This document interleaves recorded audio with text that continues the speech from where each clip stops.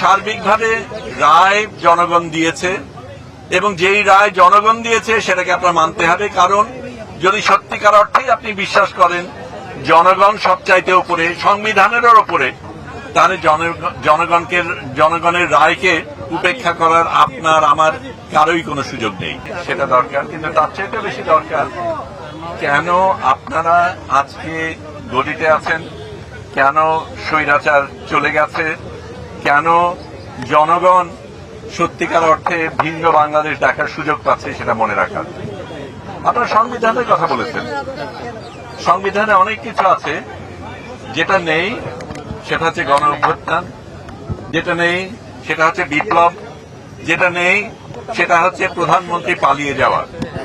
সেগুলি কোনোটাই তার মধ্যে লেখা নেই, কিন্তু সেগুলিকে আমরা আলিঙ্গন করেছি কারণ আমরা জনগণ ভিন্ন বাংলাদেশ চায়, সেটা রক্ত দিয়ে তারা প্রমাণ করেছে। আপনারা গদিতে আছেন সেটাও কিন্তু জনগণের রায়, এবং আপনারা যদি সেই রায়টা গ্রহণ করতে পারেন, অন্য রায়টা গ্রহণ করা হঠাৎ এত কঠিন হয়ে যায় কেন সেটা আমরা বুঝি না।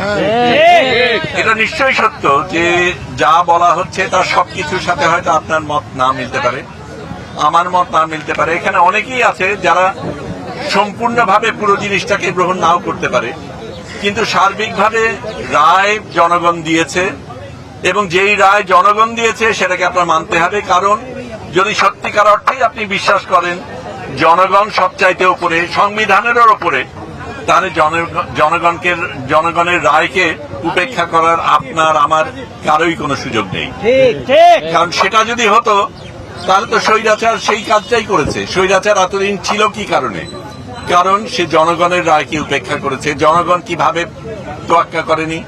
তার সৈন্য ছিল, লোকবল ছিল, টাকা ছিল, অনেক কিছু ছিল যেটা দিয়ে সে আঁকড়ে ধরে থেকেছে।